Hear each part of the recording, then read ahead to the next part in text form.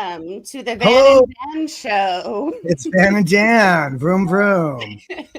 Hello, it's your Hello. walking bullbaits, Van You're and walking Dan. Bullbaits, Dan and Van. Here we are, Van and Dan. There we go.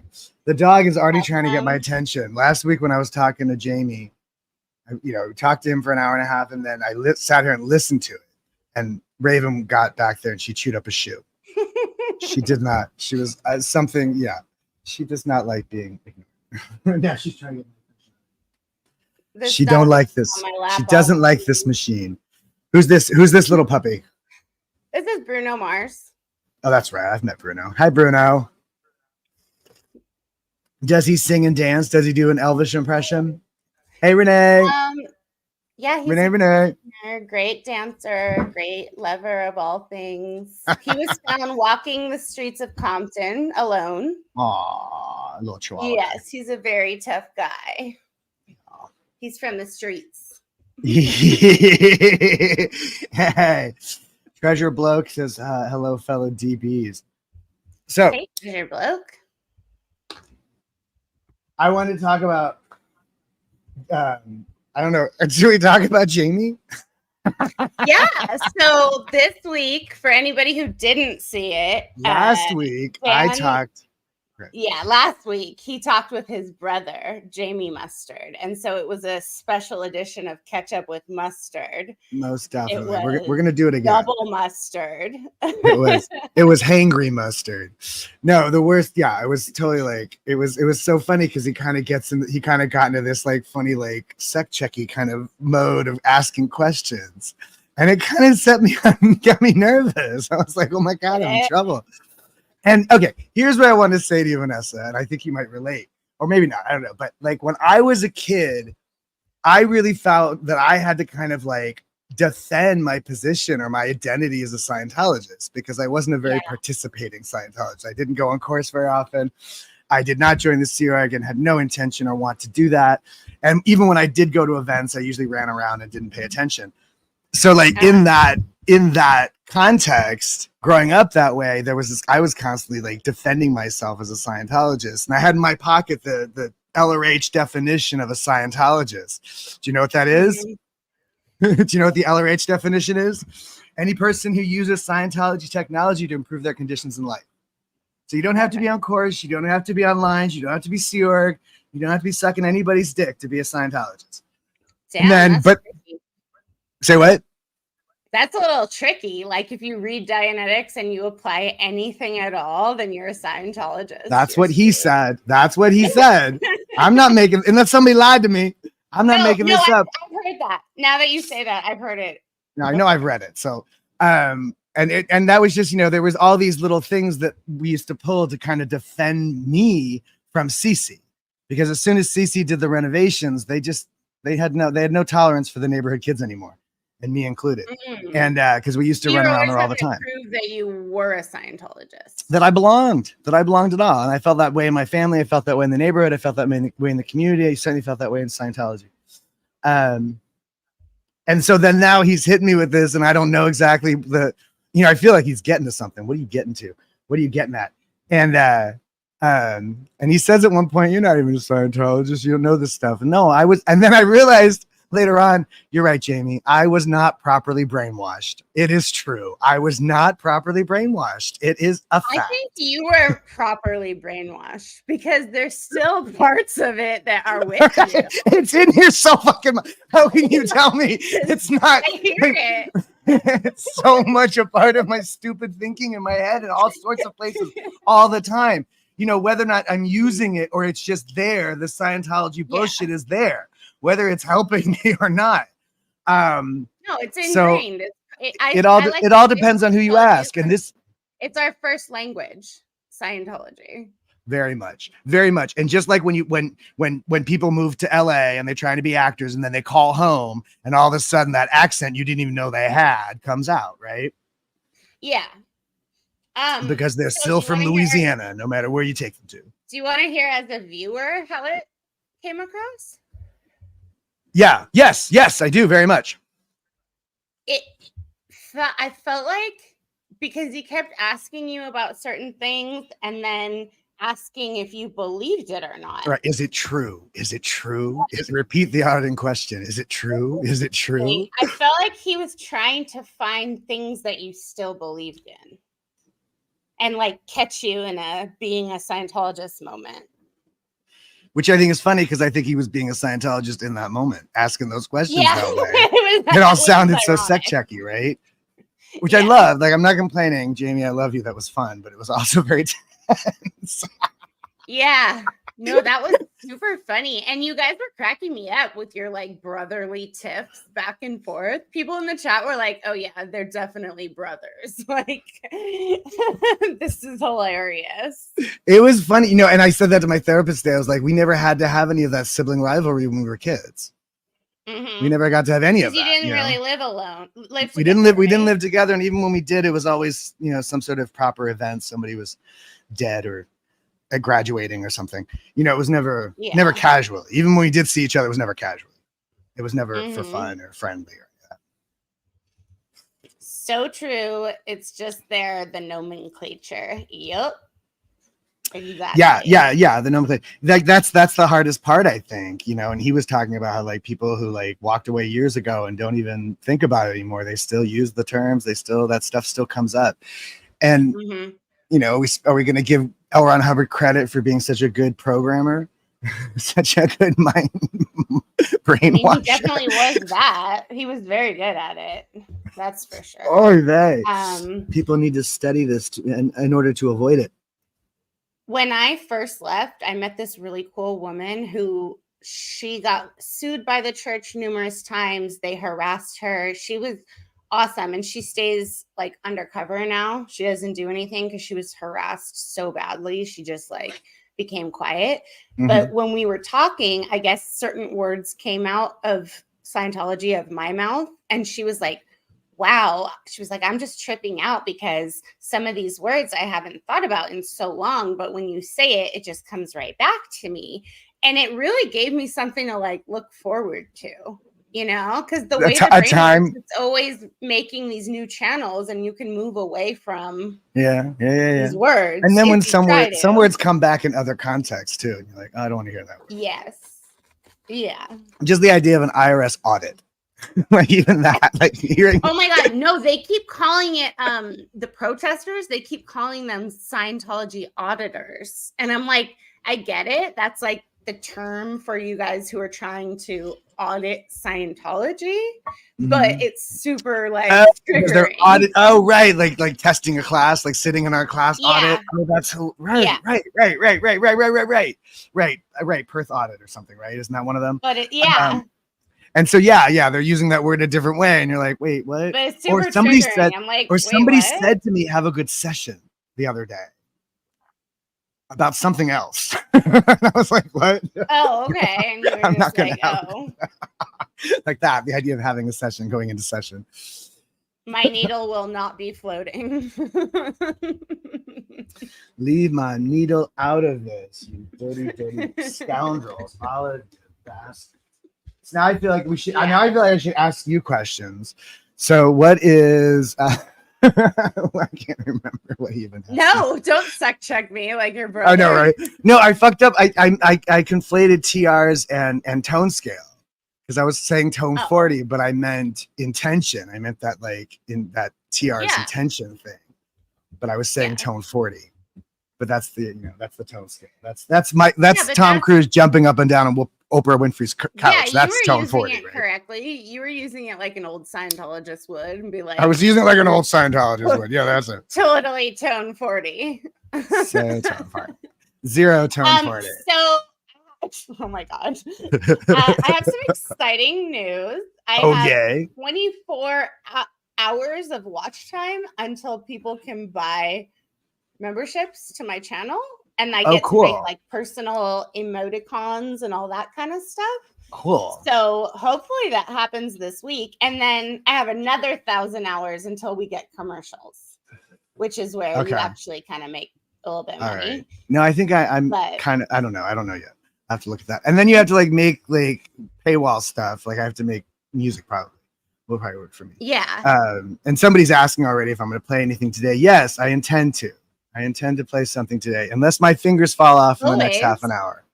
He always plays it. And then this person the other day was saying that I punched my boyfriend in the face and went viral for it. But I'd like to know about that. Because I've never punched a man in the face. Did you? Well, maybe Granny T is thinking of a different Vanessa. I'd love to hear about it. Yeah, I don't know. Punch him. Did he deserve it? It sounds cool. I mean, obviously he deserved it. I would love to be able to land a punch on someone if they've talked shit. It's on YouTube. Send me the link, please. Granny, we don't know. We actually don't know what you're talking about. We really don't. So, you know, I'm already stupid. I don't gotta act. Yeah, we have trolls, and I guess we're not supposed to feed the trolls, right? That's the saying. Don't yeah, or stay off of Reddit. That's for sure. Or what is Discord, and why would anyone go there? Discord, I used it for school. It sounds like a bad place. It does sound like a bad place. I actually read the Reddit stuff because there's a lot of crazy shit on there, and I've always used Reddit, but there's a lot of people who don't like SPTV, that's for sure.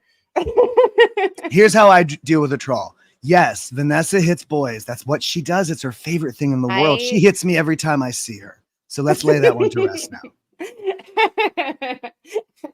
Don't you hit boys? Yes, Granny, we're saying it's true and it doesn't matter. Get over it, small-minded person, please. Yes.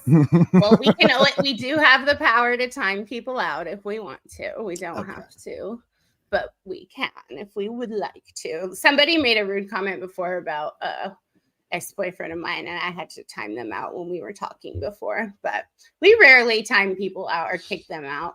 I'm sure you have interesting relationships. You were talking about when you were a kid and you were getting auditing and talking about somebody that were you in a relationship with that person and they were not being good to you, right? Is that the deal? And you were sticking with it because you thought you had a past life relationship, right? Yeah, for like a decade. Right. And then nobody says to you, maybe Vanessa, you don't need to be seeing that person. Maybe that's not a good relationship for you. Nobody was like, hey, this is what a narcissist is. Right. Because and so we like were taught to be narcissistic. Right. And we were taught to be loyal in some blind, stupid way. You're just supposed to stick with these people no matter what, even if they're destroying you. Which we now know is codependency. There's a lot of codependency in Scientology. It's built into the framework. So, you know, abusive relationships have been something I've wandered into a number of times, and people get hit. Yeah. I got my ass beat.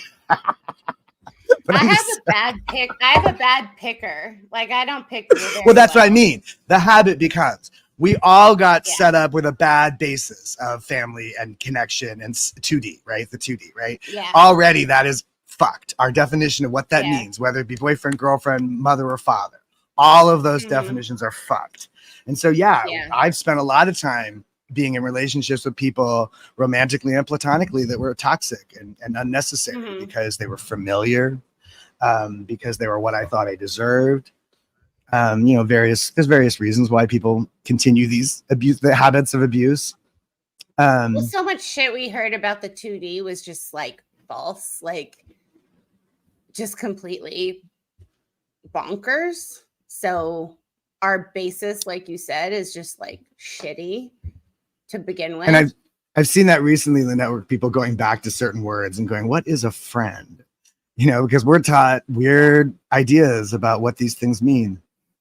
And they're not good and they're not sane. I said that to my therapist today and she was like, oh, that's not good. And I'm like, yeah, I know. Every once in a while, she's a little like put back by some of this stuff. She's like, whoa, what did he say? Well, I'm super lucky. I get to go to a cult specialist. And so she thankfully isn't super surprised by too much bad shit. Yeah, I imagine. Yeah, that must be a trip. They offered that. The foundation, there's some guy from the foundation who I didn't know, some new person they hired, and he introduced himself, and he sounded like a reg, and he that's what he was selling. He was offering cult specific therapy. He asked me, he says, do you think that would be helpful to you? And I said, I really have no idea. I'm not even sure what that is. And that was kind of the end of the conversation. So I'm not really sure what that meant, if there was really an actual offer there, or if he was just I don't know, but could have been your former co-streamer. What does that even mean? Do you think I have a former co-streamer? I think Randy's confused. I think she thinks we're both different people. She thinks you're the other degraded daughter. Is that what it is? Yeah. Or she thinks maybe it was Alicia who was viral for it. But I don't know. I want to say thank you for Crafts for signing up and for listening to both of us. That's super cool. That's cool. And then this person answered, no, Vanessa did. Okay, whatever. Discord is a group of message forums, but you can go on camera in video chat rooms like Zoom, but it costs nothing. It's a standard all bells and whistles chat thing. Very handy. Okay. No, that makes sense. Okay. So it's a big chat thing, but like what I always hear from that space is this kind of crazy talk. Yeah. Is conspiracy theories or, you know, whatever it is. Well, yes, I mean, Granny, we got it. Granny, we got it. Your communication has been received and duplicated. How much? I got that. Thank you. Don't let the trolls get to you. I don't mind trolls. I think they're funny because trolls are fundamentally tiny little people with nothing better to do. Think about that. Well, these are people have nothing better to do. Or it could be a person, or it could be a robot. Like we're under a very different. I don't want to be the one who's always like, "Oh, it's OSA." It is true. But at the same time, so much on Discord, so much on Reddit, so much in these chat boards are OSA trying to fuck us up. So like, I'm sure. We can't. You can tell because they sound like such squares. Yeah. Aaliyah. Again, I don't see. This is what makes it. This is what makes you discredible, Granny. If it was true, you said it, and then of course I would look it up. But now you keep pushing it, so that makes it sound like you're lying. It makes it sound like you have an agenda. So I don't know what that is. That's you though. That's on you. I would love to take credit for punching men.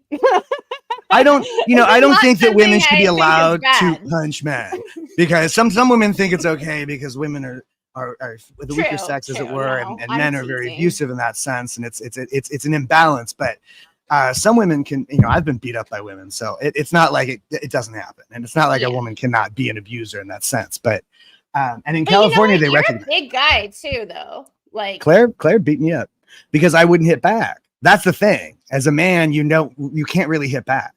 So a woman who wants to hurt you will do that because she can get away with it. And not that most women would do that. Most 99% women, I don't think would even think of it, but there are women who do.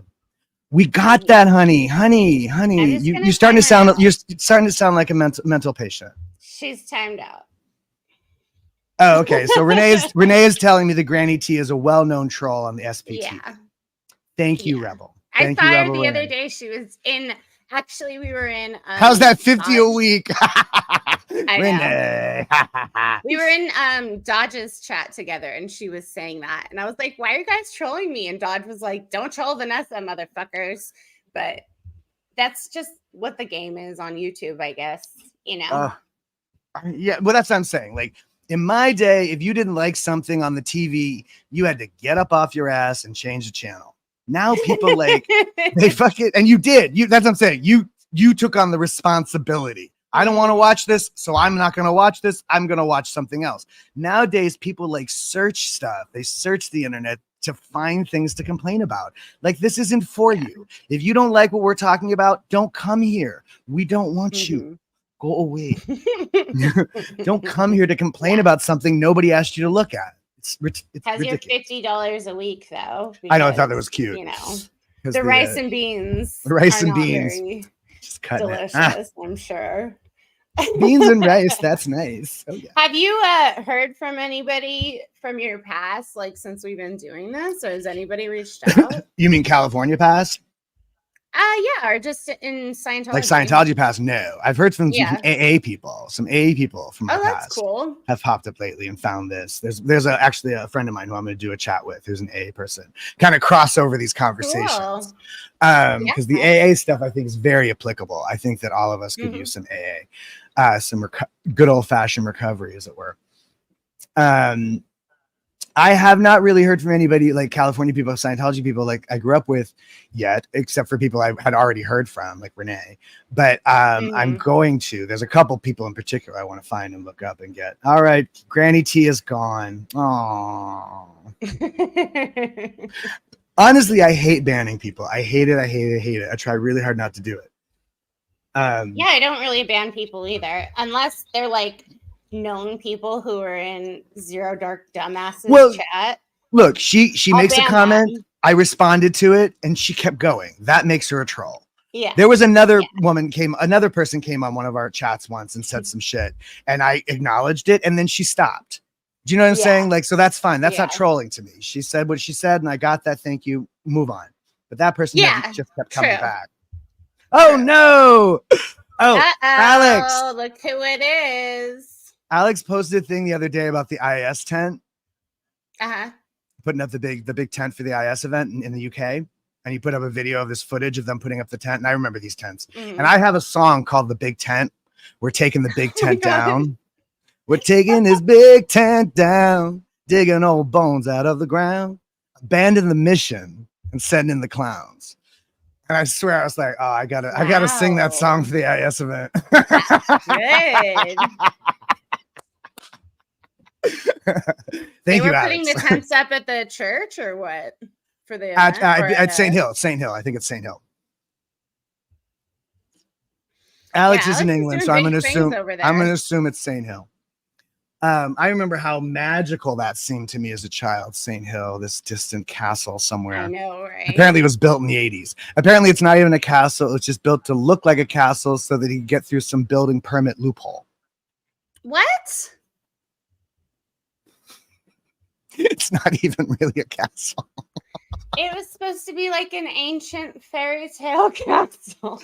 Alex says he'll play the song of the protest. Yeah. He says it was built in the 60s. Okay, but still, I thought it was built in like a. It's not a 17th century thing like castles generally are.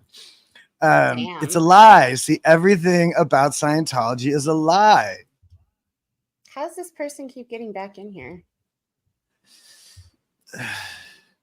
Well, what I think is funny about this sort of thing is like the fact that we don't want to engage with her because she's being rude and weird doesn't register. She assumes we don't want to engage because we're guilty. Oh, we're guilty. Yeah. It's very Scientology. True. So I'm going to go ahead and assume this person is a Scientologist because she's certainly operating on some Scientology data. Might have failed the first time. Okay, here we go.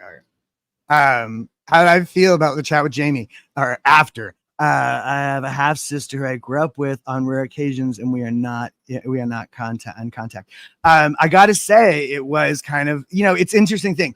When I first got sober, there was a specific event. I can't remember exactly, but there was a moment there where I reached out to everybody. I reached out to all my siblings and said, I need help. I need family. The thing that comes back to you in recovery and home when you're coming off the streets is family connection and yeah.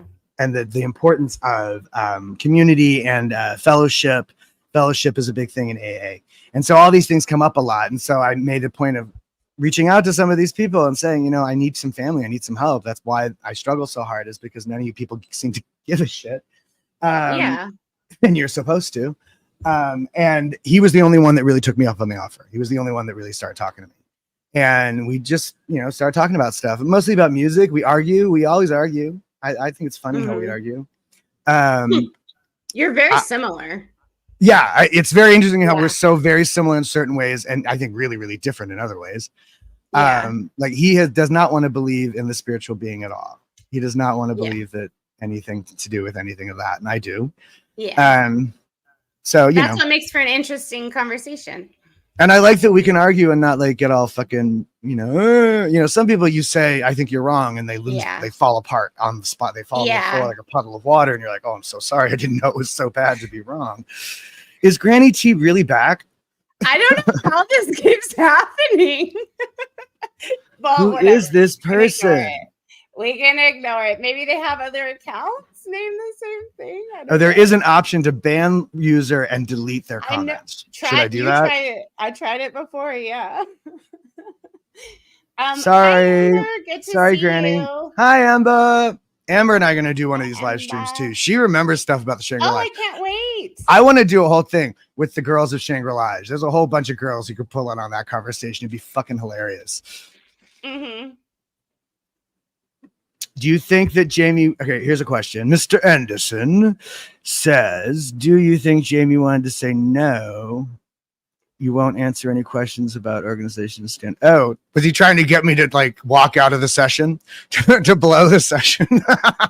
He certainly was being, there certainly seems to be a certain amount of antagonism to it, but I think that's just the way these things are delivered. There's a lot of, particularly the men who used to be in the Sea Org, who still shout at people like they're in the Sea Org, because that's what everybody does in the Sea Org. They're constantly shouting at everybody. Everything is so fucking hypertension and urgent. And there's still people that still talk to each other like that. No, not Fat Grammy. Never. We love Fat. We love Fat Grammy. There was a Granny T. Granny T was just going on and on about it. I don't mind people talking shit, but what are you gonna do? Fill the chat with your shit talk? That's boring. We heard it already. Everybody else sucks. We get it, Granny T. We all suck. We know we suck. That's why we're here trying to repair. We just join you on our adventure. Hi, Professor Kakan. Good to see you too. Shaka Khan. Shaka Khan. I saw her at CC once.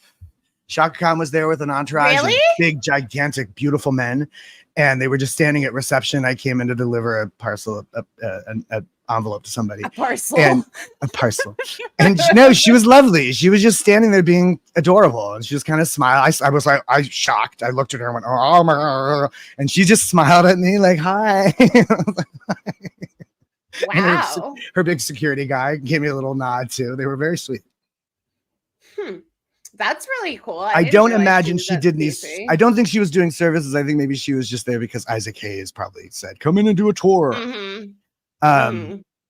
That was always the thing. Come in and do a tour. Come in and do a tour of the CC. Yeah. All right. Yeah. I think yes. Treasure Bloke. We did block her, and it also we banned her like 3 times, and she kept coming back. So she's got powers. We gotta watch that one. Oh, Alex says. She was. Shaka Khan was a Scientologist. All right, I didn't know that. Say what? I just saw her the one time, but for some reason, that's what me and my niece call each other, Shaka. Like Shaka Khan. Shaka Khan. Shaka Khan. She's the coolest, but I guess she was a Sino. That's so sad. No, she's fine. Shaka Khan, I'm sure she's fine. And then you know who I would love to talk to is what's his name? Oh, fuck it. Barrett Oliver. Yeah. Remember him, the kid from Neverending Story? Yeah. Because I think he lived. Yeah, and I think he lived at the Shangri-La at one point. Wow. Yeah. He was a Scientologist. He grew up in Scientology. He was born and raised in Scientology, and he took off a long time ago. He makes pots or something. He makes artesian wooden contact lenses or something in the woods somewhere. And so he's totally opted for a kind of off the grid kind of life, is what I'm saying. But I'd be interested to hear. I would be interested to hear what he has to say. He looks like one of those guys that comes out of the mountains to sell Christmas trees at Christmas time. It'd be so cool to have a Shangri-La reunion somehow. Like, I don't know how it would happen, but it would be. Somebody would have to be there. Somebody would have to go to the pool room instead of right. Yeah, somebody would have to be in the building. But I think you told me that the church bought the Shangri-La. I didn't say that. No, somebody did. Somebody told me that they bought the Shangri-La, and which was funny. There's still like rentals on the rental sites and stuff. So, well, I think they still run it as a apartment building. Well, because it was the Shangri-La was in receivership the entire time I lived there, but my mother was the manager, so it was losing money the whole time. And when we were there last year at the protest, I tried to go in, and it looked like some kind of staff member ran and shut the door. Oh. Like the gate was kind of open if I was going to go through the driveway where the gate was. and I was like walking that way, and the guy who came out like made sure it shut so we couldn't go in. I was like, that's not cool. So special smudge. Yeah, Mr. Anderson again was mentioning that Mitch had talked about Barrett Oliver because Barrett Oliver had run off with the groundskeeper's wife at some point at Cold Base. Jackson was security. Okay, security. So Jackson told this story, or Mitch may have retold it, I forget. But apparently Barrett was trying to leave, and he'd been trying to leave for a while. And I don't remember how, but for some reason he got Scientology or the Sea Org? I don't both. The Gold Base. I don't know exactly. Oh, okay. I don't remember exactly. So he was in the Sea Org then. Yeah, he was in the Sea Org. And he ended up shacking up with this guy's wife. And they were going to run off together, and they literally did run away at some point together, and they had to be caught and captured. They really wanted to hang on to him. Remember, there was this whole thing about lack of talent at the Gold Base. Mitch is always on about how none of them knew how to do anything, and of course, they were all following LRH ideas about filmmaking, and he knew nothing. He literally knew nothing. Yeah, yeah. He was in the series. Yeah, that's Barrett Oliver. Jackson's like one of my favorite people ever. That sucks his wife cheated on him. I'm sorry. I just want to say he should have stuck to writing Falcor. Amen to that. We need our childlike empress back. There's a guy in the Lower East Side used to call me that, childlike empress, and I used to call him Atreyu. Oh, that's funny. Yeah, it was super hipster kind of shit. But Daniel and Jamie were fun. Yeah, quite sex checky. Quite sex checky. I was right. I was totally like, this is like a sex check or something. I don't know. What are your evil purposes? What are your evil purposes? I always think of Kakan status when I see Professor Kakan, right? The Scientology term. Right. Or Kubla. Oh, is it Kakan? I was thinking Kubla Khan this whole time. Kakan, right. Oh, I think it's Kakan. I think you're right. I'm glad when I'm wrong. I don't give a shit. Like he was all on me about. I didn't know the third party thing was always. I didn't know it was always. It just seemed like an excuse people always use. No, it really was quite suck chucky. That was pretty funny. But you guys had a lot of viewers. I was watching the whole time. You had a shit ton of viewers. I think that was a good time for you to go on. It was like. And I think people like that, this sort of like, and particularly because so much of this recovery stuff, particularly in Scientology, is about family stuff. And so like getting family to talk to people, like, I don't know. I think we should see more siblings on here. Yeah, that'd be cool. Peter says DM directed the breakup of Jackson and his wife. This was Jackson's breakup. Serenity of beingness. I'm sorry, I was reading the other comment. I'm sorry. Yeah, breaking point for Jackson. Yeah, he seemed lovely. Yeah, somebody there said Jackson was lovely. Yeah, he seemed like a lovely man. Jackson was and completely done in by it. Like he's just like, I was just doing the right thing and doing my job and keeping my nose clean, and then all of a sudden the world blew up. Yeah. He seems like he was really done wrong too.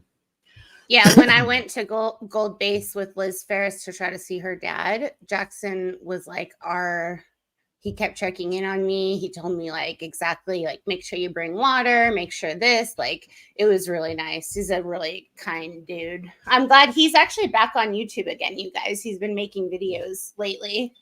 Cool. I am glad. I'm glad to hear more of the good guys are prevailing. Yeah. How's your baby doing? She's good. Did I tell you she chewed up a shoe? Did I tell you that? When you were on with Jamie? Oh, I'm so disappointed in that girl. I'm so upset. She's never done that before. And she chewed up a shoe while I was online with Jamie. Maybe she didn't like hearing me and Jamie argue. Yeah, she didn't like the vibe. She could feel the sex checky vibes. Yeah, she was like, you seem super nervous. I'm really like curious. She hates it when I sit here. It's like she wants the attention. She wants attention, right? That's what dogs do. They always want your attention. And then like turning your back to the dog is like one of those things that really upsets a dog. Yeah. And so I'm not meaning to turn my back to her, except that she can't sit right there. So yeah. My dogs are behind me. She just doesn't like it. She doesn't like it. We give her a lot of attention. She's very pampered. Yes. She's what, like a year and old now? She's a year and a half now. She'll be 2 in we're not really sure, to be honest. But February, we think will be. Oh, nice. I'm not certain though. We don't know. We're not even sure what breed she is anymore. We thought she was a pit bull mix, a pit bull chocolate lab. That's what we were told. Mhm. And now I'm kind of thinking she might be a Staffordshire. And just because a lot of people in the neighborhood keep saying that, they're like, "No, that's a Staffordshire. She's not pit bull."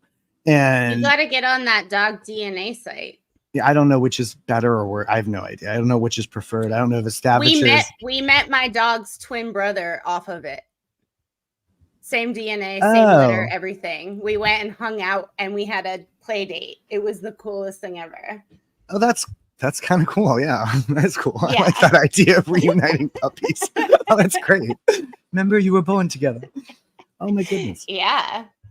That's wild. Oh yeah, I should do that. Yeah, I'll find out she's descended from queens. Like real queens or like queens? Yeah, or Freddie Mercury. Is anybody find me somebody to love? I wanted to do a show watching you and Jamie. Yeah, I think we all wanted to. We're all gonna chew on a shoe. Just I don't have that many shoes. It was a little tense at times, that's for sure. But you know, it was also very entertaining. I didn't want to change the channel. I was like, I don't know. I think mustards are kind of intense people, to be honest. I can't think of anyone who any of them who isn't. We're all pretty intense. His aunts are all pretty intense too. Yeah, he was all, "I'll just host your show for you." Yeah, that was so funny to me. And he's like, "Well, you're no Dick Cavett." I'm like, "Well, I'm not trying to be Dick Cavett." It's like you're no Lois Lane, Jamie, but you're not trying to be Lois Lane. That's not really our style to be like, "Welcome to our weekly show. We have a really good show, really good show for you tonight." Yeah, that's Ed Sullivan. Really good shoe, really good shoe. Oh, the dog is chewing on the shoe. The really good shoe. I like the format of like how Claire's is very like coming to you weekly. It's like a news show. Like I think that's really cute. They put a lot of effort into it and stuff. Yeah, know? they for the most part seem to be kind of like modeling themselves off like anchors. Yeah, like news anchors or talk show hosts. Yeah. I don't think I'm trying to be a talk show host. I just don't have that kind of time right now. I don't have that time. I'm in grad school. Well, I still want to be a singer-songwriter. I just want to be a singer-songwriter who talks shit on the internet. Can I do that? Some of them do that, right? Spicy mustards. 23 million people on Earth have the surname Khan. Yeah, I bet. Because Genghis Khan was very prolific. Who's Dusty Soda Dispenser? Hi. I've seen that one. Hi, Dusty Soda Dispenser. I believe this is a Poe and the Go fan. I could be wrong. I'm not sure. His thing looks like Pose. It reminds me of Pose. That's probably why I'm thinking that. Yeah. Daniel, my brother, you are older than me. Do you still feel the pain of the scars that won't heal? That's an Elton John song, and of course, it has my name, so I know that. I know that song. The other sad song is about Daniel too. Which sad? Danny Boy. Which sad song? Like, isn't it like Tears in Heaven or one of those like really Tears in Heaven? ballads? That's Eric Clapton. Yeah, and that's about his son. His son fell off a balcony and died. Yeah, and that's what that song is about. Oh, I don't know. Is a son called Daniel? Maybe. I don't know. I don't remember. I don't know. There's another song, sad Daniel song. There's Danny boy, the pipes are calling from glen to glen and down the mountainside. Oh, there is that. It's a classic, or something like that. No. It's Danny boy. The pipes are calling. How's New York City right now? It's better. It's not so hot. The humidity is tempered, and it's actually been kind of decent last few days. Labor Day was nice. It was even chilly the other night. I had to put on a hoodie. I love it when I can put on a hoodie. Yeah. It's still hot as hell out here in the desert, but it's looking good. It's looking better. Not enough songs with Amber in it, says Amber. There's Amber Waves of Grain. That's, There's 311 Amber. Amber is the color of your energy. Oh, yeah. I'm sure she knows that song, of course. Yeah. Oh, here, I got Lenny Bruce on today. So we want to see Lenny Bruce. And it's another off-brand. It says Lenny Bruce is not afraid. Lenny Bruce is not afraid. It says on the bottom. I'm not standing up. Anyway, it's an REM song. It's a song from an REM. It's a lyric from an REM song. Lenny Bruce is not afraid. I have a hurricane. Listen to yourself. So it's not a Lenny Bruce official T-shirt. It's definitely a bootleg shirt. Well, we support bootlegs around here. Thank you, Treasure Bloke. I would like to know if there's any Vanessa songs. I don't think there are. Wait, what does it say? I missed that. I didn't see it. He said any Vanessa songs, consulting internet. Oh. So I hope we get one, but I'll have to write one. Yeah, that'd be great. You know, I was actually named after Vanessa Williams, the tennis player. The singer. Oh, used to be Miss America, right? Yeah, she was Miss America sometimes the year I was born. There we go. Sometimes the snow falls down in June, and she was the shamed Miss America because she did nudie pics, and she got didn't she get her crown revoked? But she didn't let that stop her. Do you see this? Do you see what she did? She went, "Fuck you, then I'll be a pop star. You're not gonna stop me." I guess I gotta hear this Grimes song. Grimes does one. Grimes does what? A Vanessa song. Okay. Yeah, I don't think I've ever actually listened to Grimes. Have you? Say what? No. I know grime as a style of music. Like there's a style of British hip hop called grime. It's the chick who had Elon. I know, and she married Elon Musk. Right? I know who she is. I don't think I've ever heard of that. But the first time I heard of her, I thought they were talking about grime, which is also a style. No, I've never heard of that music style. Well, it's like British hip hop. Like they took American hip hop and they have a British version of hip hop, like Massive Attack or something like that. Not Massive Attack. Yeah. There's a couple, but it doesn't matter. But they call it grime. UK grime is what it's called. Oh, interesting. Grimy. And that's it. Yeah, that's all grimy. Yeah, that's the point. So you're calling yourself grimy, lady. That's what she's calling herself. So I have a question. What are you doing for the holidays? God, whenever somebody says that to me, I always have to say, what holiday? Is there a holiday? Didn't we just pass a holiday? Labor Day just happened, didn't it? No, you mean like Thanksgiving, Christmas. And I have a longstanding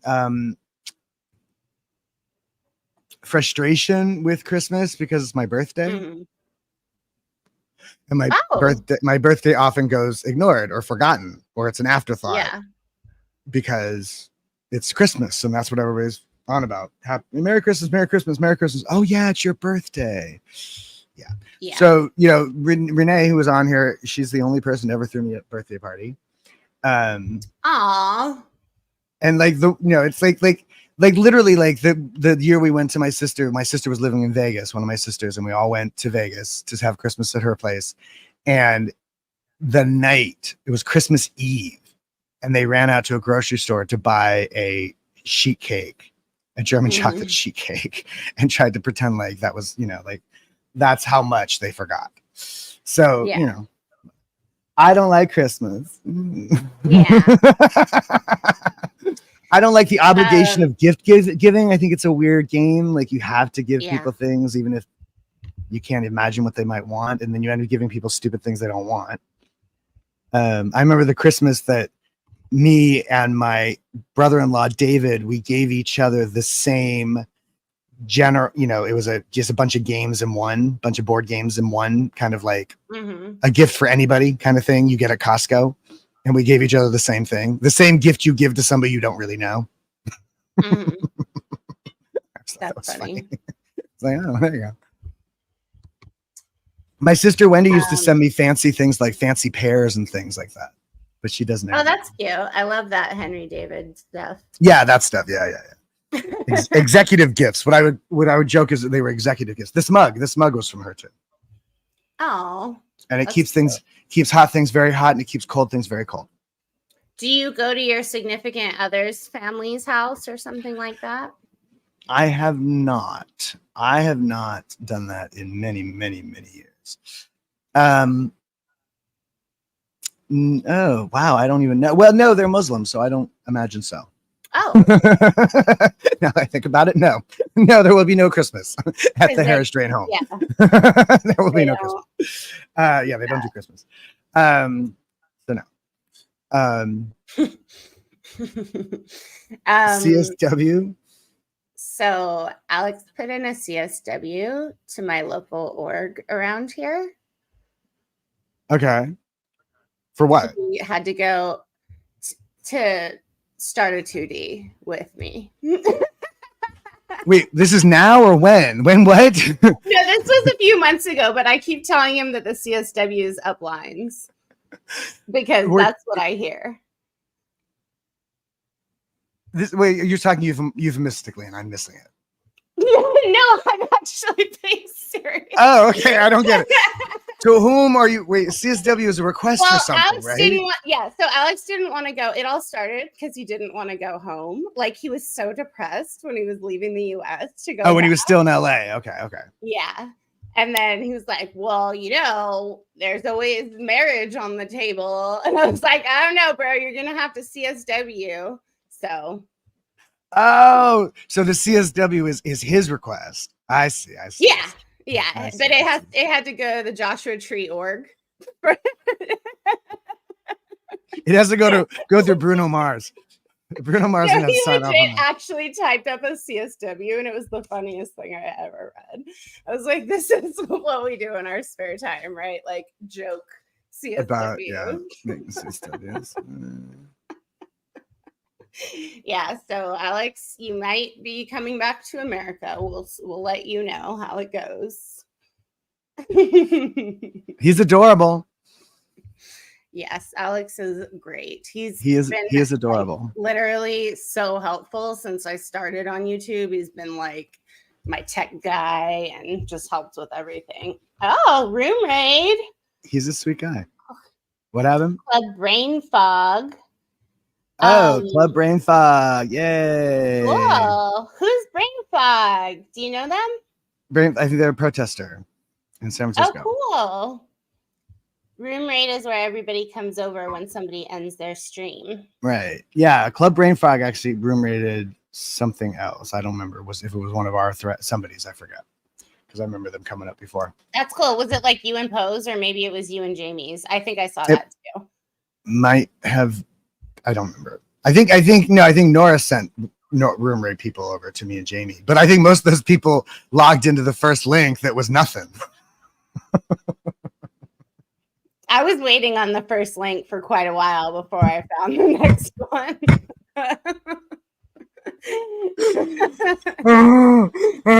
Okay. Because I just kept opening new streams, thinking that would make it work, and I didn't realize that then puts another link on the page. Oh fuck no, it's no good. Well, happy birthday, Crafts, Chats, and Catastrophe. Yeah, you guys celebrate the month. You need a whole month. I always have a birthday bush instead of a Christmas tree. That sounds dirty. Especially if you're from the 70s. The bush. Yeah. That's a whole nother thing. That means something completely different than what y'all think. When people used to have a bush. Oh, I miss the bush. Those were the days. I don't. I like body hair. Some people don't. I think it's bizarre. I know a lot of men who shave off all their body hair. I think it's very peculiar, but it's common. It's much more common than I thought. Yeah. How about in the chat? Who knows men that shave off their body hair, their armpits even? They shave their legs, shave their arms. Like, it's so bizarre to me. But you know what? Some guys are so hairy, it's disgusting. Yes. God, there was a guy in the building. There was a guy in the building who was so hairy, and he would shave like his arms down from where his sleeve was, and he would pay kids in the building to do this. And they'd be up on the balcony. Ew. Oh my God, Scientology, we're so weird. Why was that allowed? Because Scientology kids have really high confront, and they're not bugged out by body issues. Yeah. They're not bodies. Yeah, it's all about that confront. Amber, Your son's going to be 24? That's wild. Chest and stomach and leg hair, says Treasure Book. I'm sorry. Your son's going to be 24. Go fuck yourself, Amber, because all that does is remind me how goddamn old I am. No way. There's no way. 24. Yeah, it happens. Oh, no. We're so That old. just fucked you up. You're right not now. old, Vanessa.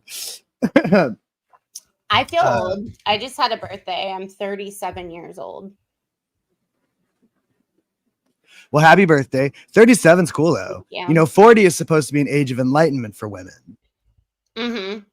Well, So that's I would say look forward to it. It's unfortunate that in the American context, women get less credit as they get older, when really they should be given more.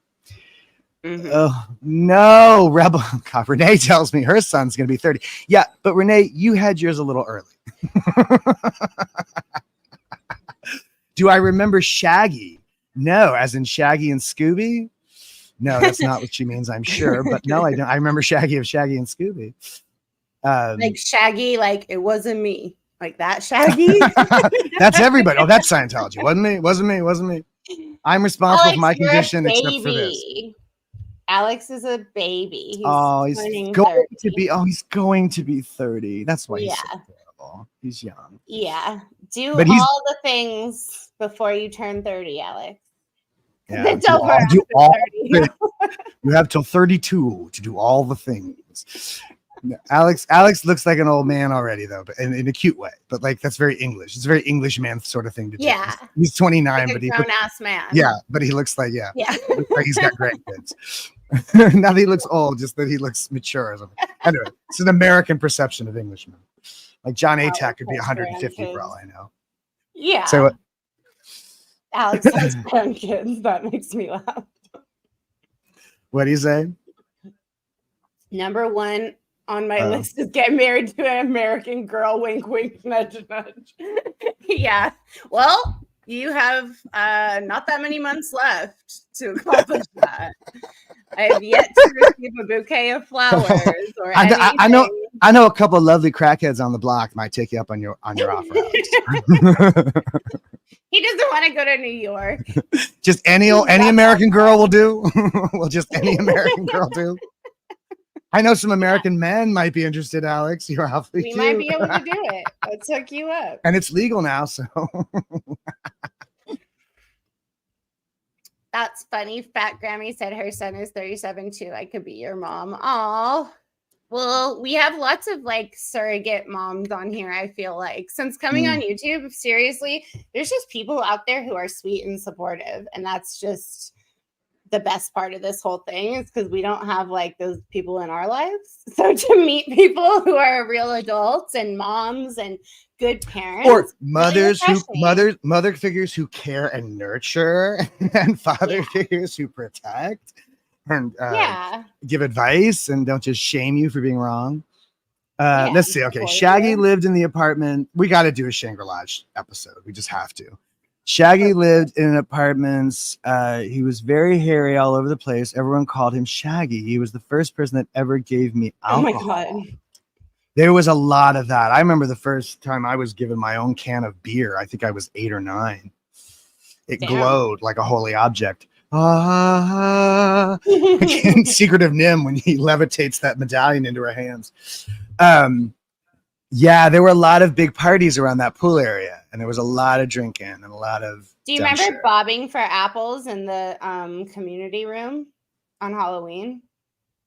I probably was the one instructing. Memories. I was probably the one telling the kids, "Stick your head in there." I was probably the one running. I have pictures, and you're in it. I'm so sorry. Oh. I'm so sorry that I have to poison your childhood. My uncle sent me something this week. I have to show you. There she is. Look at those bangs, ladies and gentlemen. Oh my goodness. That was your little buddy when we knew you had the best hair too. And of course your mother took such good care of your hair. Vanessa, that was the best. That was the best thing about Vanessa. She had the best, like the hair, and her mother was a hairstylist. So it somehow just worked out so beautifully. I turned out a hairstylist too. There you go. And you got hair and you're a beautiful vamp.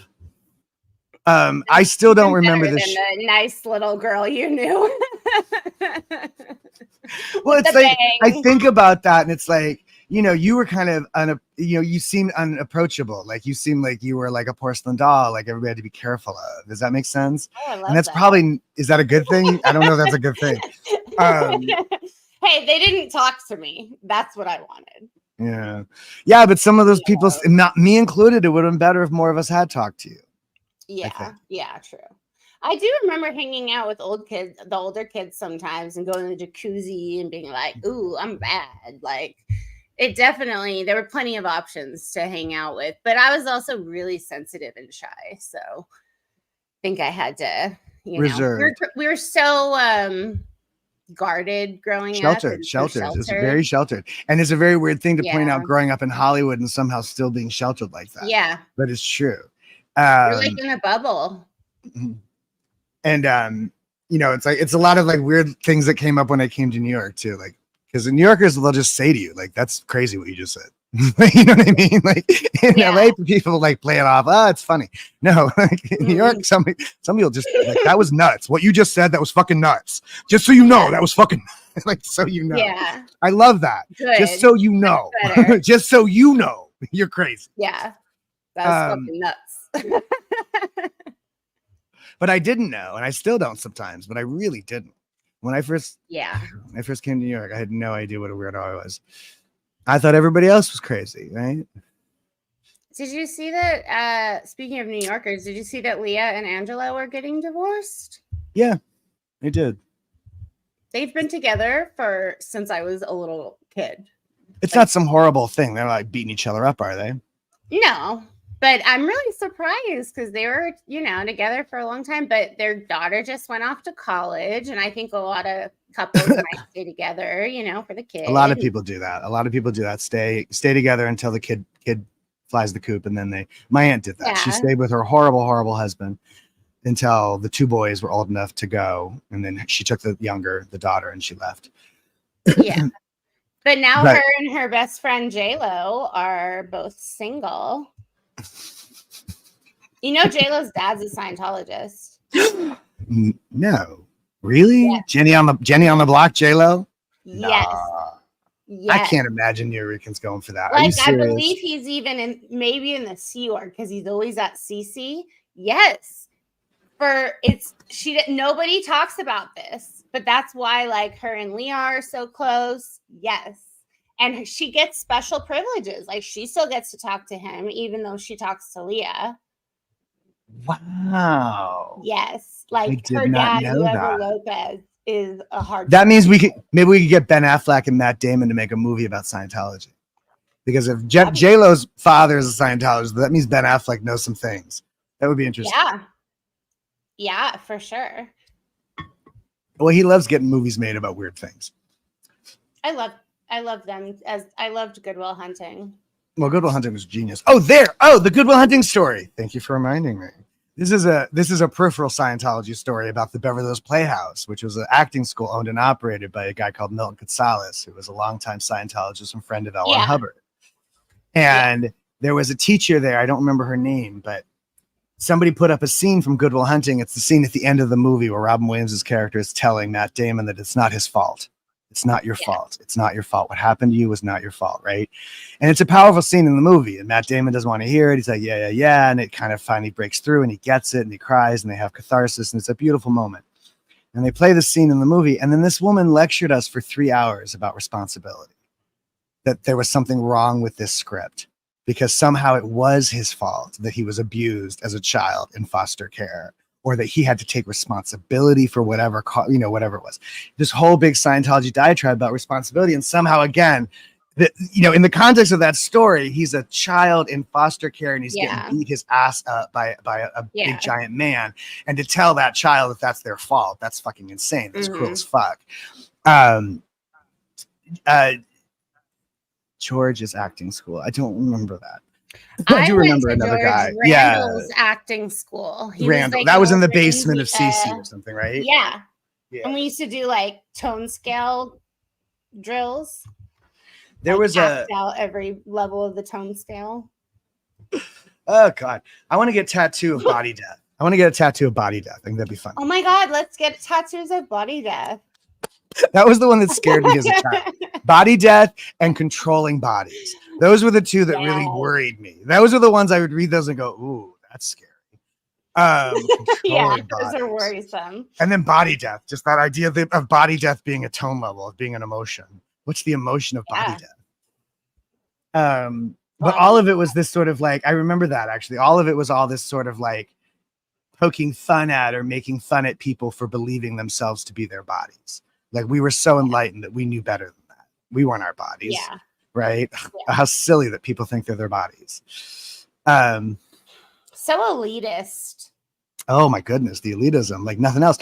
Even with Janie, even with this divide between people who are in the Sea Org and public, people who are not in the Sea Org, people who are in on some of the like secret backhanded shit, and those of us who were just effect of the secret backhanded shit and didn't even fucking know there was all this. Like, did it ever cross your mind? Did you ever lie in session? No, because I thought that they would just know. Never crossed my mind. Never crossed my mind to do it because I didn't think I'd get away with it. And it's a waste of your money. And it's a waste of money. Exactly. There's a fundamental difference between public and Sea Org. When you're public and you're paying, you don't lie to the fucking auditor. You think you've paid for a service and you're trying to get as much out of that service as possible. Totally. When you're in the Sea Org, every one of these people, I've heard them talk about lying to the auditor. Every single one of them. And I'm just shocked by that. I'm like, you lie to the auditor? And I guess in the context of the sec check, where they're just trying to get out of the room, it makes sense. But still, it still seems kind of crazy to me. And certainly beyond my concept of what we were doing back then. Totally. It just seems like a waste. Hello, welcome, M. Sarmento. Welcome to Van and Dan's Walking Bullbait Hour. Okay, so I'll just give you a little heads up. If you ever wondered what made the homeless mustard so weird, is he was born in a cult called Scientology. And that is what we're actually talking about here today, is what it means to be born and raised in the cult of Scientology and how that affects us in the long run in our lives. And not in a good way, you see, is the joke, if we could call it that. Just like how hard living is after growing up that way, you know, and like it's just a major head trip to wake up. It's so all my fault. You know, that a song like that. It's all my fault. I never thought anything else were true. That's about Scientology. That's about overactive sense of responsibility, feeling like everything is my fault. And that's where that song comes from, you know, or the circus, the Big Tent song. From day one, that everything you do, you pull in or you're responsible for. And that could be as simple as somebody walking up to you and punching you in the face. You must have done something to pull that in. It's just nonsense. And all illness is psychosomatic, and that you bring it on yourself. And there's no such thing as, and anybody who is not cause is a victim. And that's the worst thing you can be. Yeah. And in reality, there are victims. There's victims of crimes. What if you're just at home minding your business with the door locked and somebody breaks in? Like, well, there's also a difference between being a victim and being victimized, or like feeling victimized. Yeah. Like there are some people that kind of carry themselves with this, like, I'm just, you know, they are victim-y or whatever it is.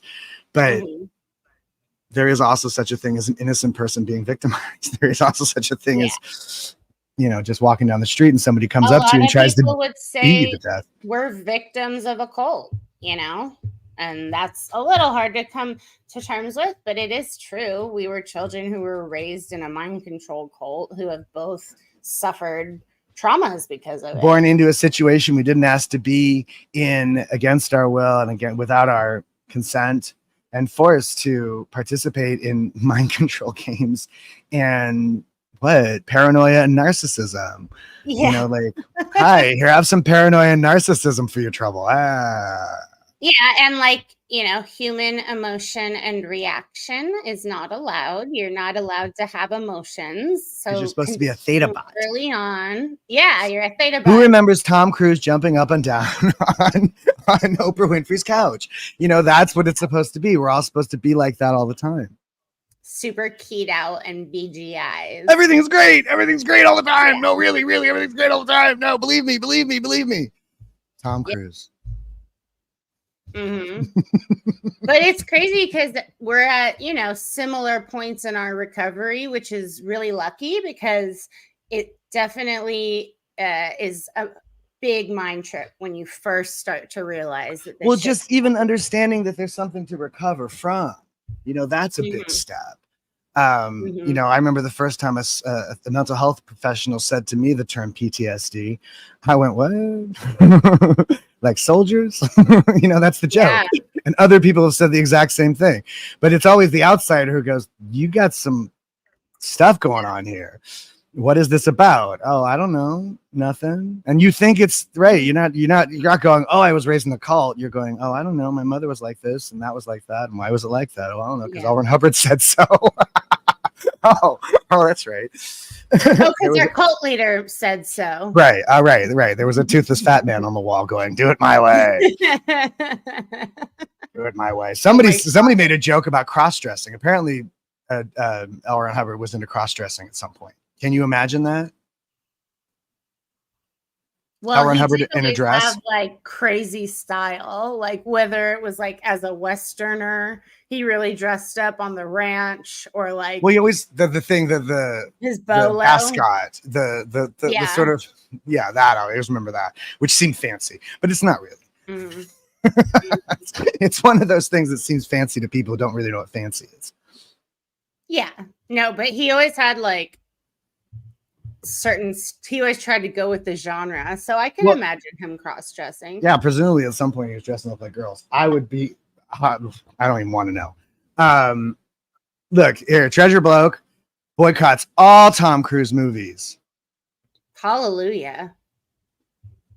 Big fan of War of the Worlds, but have not seen the Spielberg. It's not worth it. You know what's wrong with the Spielberg version is that Dakota Fanning girl. She is just screaming at the top of her lungs through the whole movie. Literally through the whole movie. And it's appropriate, I suppose, to the situation, running for her life, but still, she starts at 10. She got nowhere to go. She's at 10 the whole time, which is fine. You know what really bothers me is when so many of my homies will just all of a sudden start talking in front of me about the new Tom Cruise movie and how much they loved it. And I'm like, you guys all know my background, and like, you can't help it but to just love these action movies. You have no idea how disappointed I am in Simon Pegg. I love Simon Pegg. There's a show called Spaced that he was on years ago, and it's one of the best shows ever. And then he went on to make the Hot Fuzz and Shaun of the Dead and those spoofy movies that are fantastic. And then he got onto the Star Trek thing. He wrote one of the Star Trek movies. And he plays Scotty. I'm pretty sure he plays Scotty too. And so then he gets into the Mission Impossible movies. And so it's like, he started out, funny guy making fun of people like Tom Cruise. And now he's in the Tom Cruise camp. And so it's like, it's disappointing to me. Disappointing. Who's Brett? Wow. Oh, that would probably be the hardest catch up to do. Brett, should we even say his last name? I've mentioned it before, actually, but Brett was a friend from the Shangri-La. He lived in the Shangri-La. They moved in when he was about 13, I think, 13 or 14, when we first met. And his mother and his stepfather were both staff, I want to say LA Day, but I'm not certain. His mother is probably still staff. The father the stepfather was declared because he stole some money. Every time somebody on staff stole some money, I always thought they were just making up for old time. They were just making up for all the money you owe them. Their wages. He took some cash and he got in trouble and he got declared. He's one of those guys who used to walk around in his underwear, and the underwear were full of holes at home, even when friends were over. It's one of those generational old-fashioned things that to him wasn't gross, but to us was kind of weird. Is Simon Pegg as an alcoholic? That's very interesting, Treasure Bloke. I'd be interested to know more about that, because I really like Simon Pegg, and I'm really disappointed that he's been sucked into the Tom Cruise machine. Last I heard. Oh, what? Who's David Tennant? What's he been in? David Tennant's an English guy. He was the Doctor in Doctor Who a few years ago. When they rebooted Doctor Who, he wasn't the first one, but he was the one that was the Doctor at the time that show really blew up again. Its second coming, as it were. And he's gone on to be one of the most popular English actors. He was in a fantastic series called Broadchurch with Olivia Colman. Fantastic. So good. So good. I'm sorry. It's just so good. And it's a series.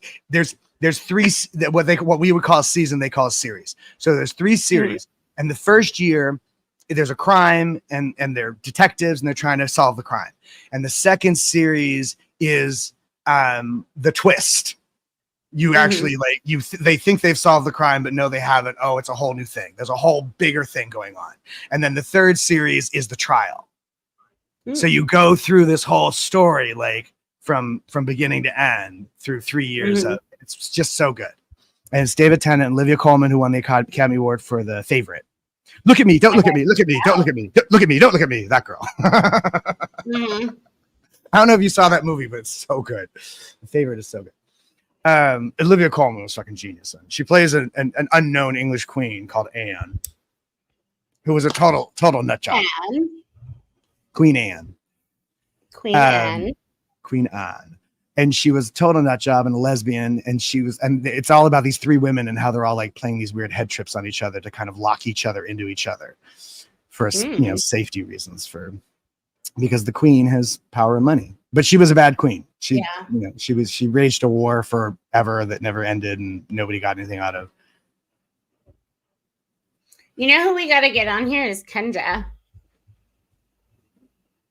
Yes, absolutely. That's one of the Shangri-La girls. Treasure Bloke is still talking about, I think either David Tennant or Simon Pegg was on a show called Camping with Juliette Lewis. He was also in a film with Elizabeth Moss. Oh, interesting. So he is attracted to Scientologists. Freaking Elizabeth Moss. She's such an issue. I don't get it. I really don't get it. I don't get it either. I don't know how she does that show and doesn't get what she's a part of. It's so weird to me. The parallels are just so clear and so obvious. Apparently, when Leah won her Emmy, she got up and walked out. I heard that Elizabeth Moss had to leave the room. She wasn't allowed to hear what Leah Remini had to say. How crazy. Well, it's gonna mess up her programming. You don't want to mess up the programming. You see what happens when you don't properly brainwash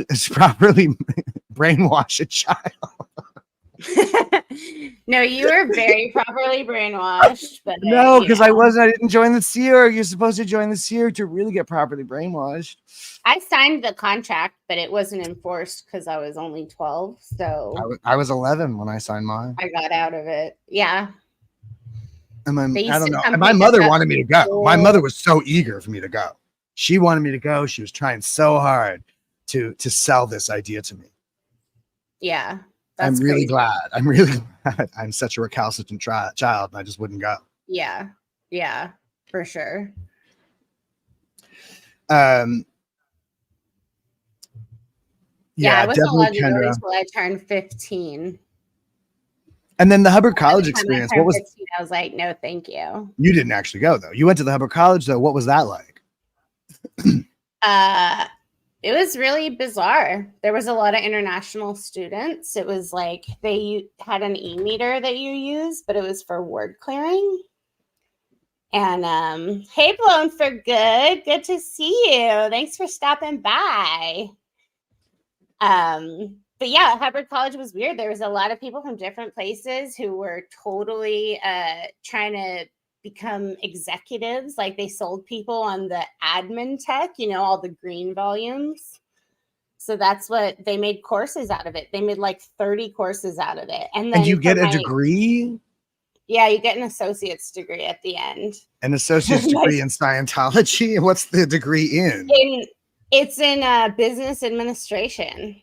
They actually got accredited by some kind of It makes me want to break. I know. I took a $30,000 loan out to do this at 16. And those aren't exactly transferable skills, and we've established. No. Oh, I had to go man. work at like all the Scientology companies. They loved it, but it was I couldn't keep doing it. It was so depressing. Working at Management Success or Survival Insurance or Remember the Doring Company? Is that still around? Yeah, it is. Wait, who is this those twins? talking? Who is this talking about Mark? The Shangri-La? Mark, because it's Mark's channel. Oh, Blown for Good is Mark Headley? Yeah. Is that really Mark Headley? Holy shit. We were just talking about doing a Shangri-La episode. It's so funny to me how often it comes up. And I am the king of the Shangri-La. I lived there for 8 years. Mark Headley, yeah. Oh, I remember when Aisha went. I'm sorry, Amber Vanassi. She's talking about Aisha Fry. I remember when Aisha went, she just could not stand it. She could not stand it. She was not having it. That's Philly, though. You don't fuck with Philly. Yes, the infamous Mark Headley. Right, Mark. We got to do, I want to talk to all these girls. I don't know, Mark. I don't know if you're so good to talking to girls. He can handle it. He's a good interviewer. It's mostly girls I want to talk to. I don't think there's any men from the Shangri-La I want to talk to. Cole Caropel. I'd like to talk to him. Do you remember Michael Roberts? Yes, of course. His mother Elaine and Shannon. Shannon was his daughter. She was a friend of mine. Yes, I do. I remember them well.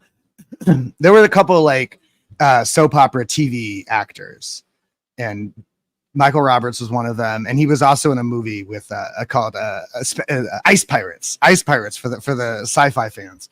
That's deep cut. But there was a couple other guys I'm trying to remember the names of, and Juliette Lewis's dad was one of them, who was also a TV star, a TV Robert actor. Lewis, isn't that his name? No, not Robert. I forgot. It doesn't matter. Michael Lewis. Jeffrey Lewis. Jeffrey. And then there was another guy I don't remember his name, but he married my godmother.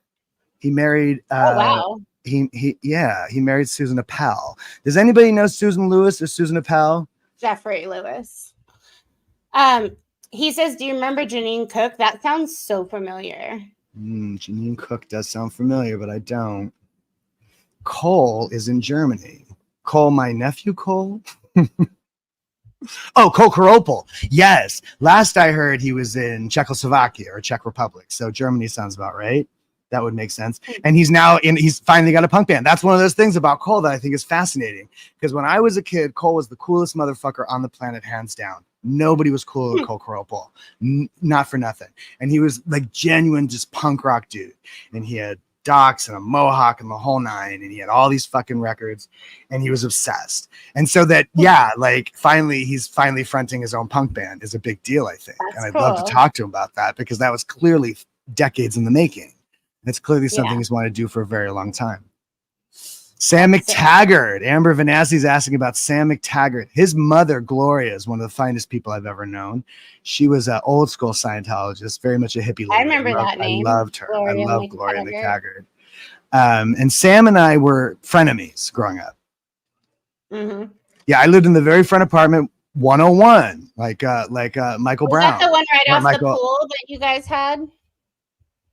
Yeah. No. Yeah. That was the manager's apartment. We lived in the front in 101, like the rock wall behind that wall. And that was the front apartment. That was 101. And then we moved around down the hall to 104. Mark lived in 6 different apartments. So did I. We were, our apartment in 1994 was the worst hit of all the apartments. We were like in an lower unit.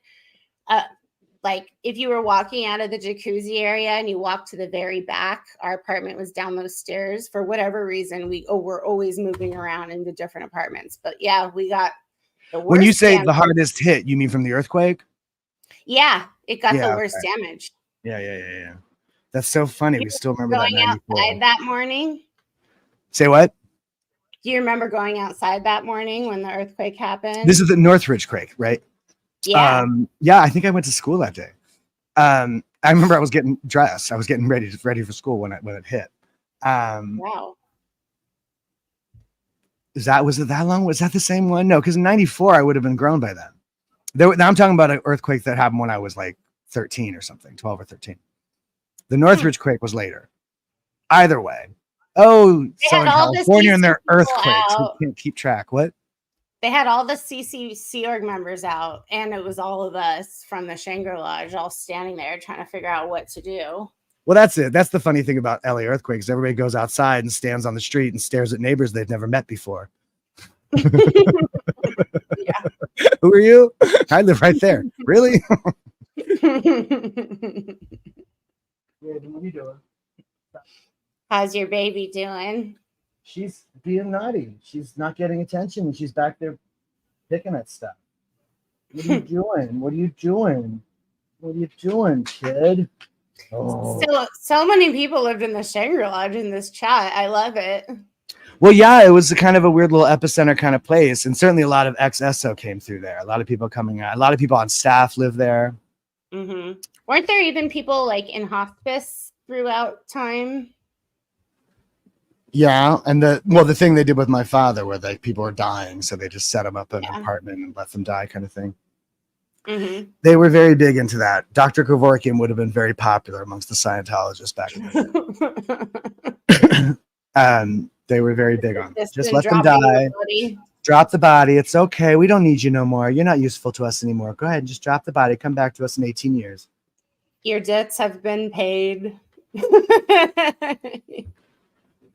So infuriating. Like, I can't imagine what would have happened if my father had tried to fight his cancer at all. You know, if he'd actually gotten chemo, or if like he'd let his family know that he was sick so we could rally behind him, or even have an opportunity to know he was sick and give a shit about it. And he just kept it all to himself. He didn't until it was too late to even do anything about it. Yeah. They usually find out late stage anyway. Well, no, he found out in time. He had time. He had a whole year. He had been diagnosed. He had cancer on one kidney, and they removed it.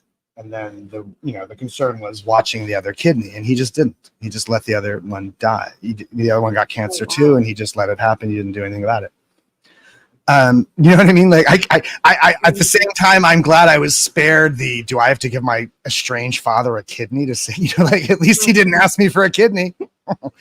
Yeah. Now they'd be no good to him anyway. Yeah. Now my kidneys are barely speaking to me now. No one wants your kidneys now. But back then they were still. I remember this giveaway table where people would just dump all their junk and people would pick through it. People do that. At all. People do that here. People do that. There's a fireplace in the front entrance of this building, and on the hearth of the fire, on the top of the fireplace, people put stuff out like that. And in the city, people do it all the time. Books and clothes, stuff like that. They put out by the mailbox for anybody who might want it. Half the books I own right now, I got free off the streets in New York City. Wow. I don't consider books to be junk.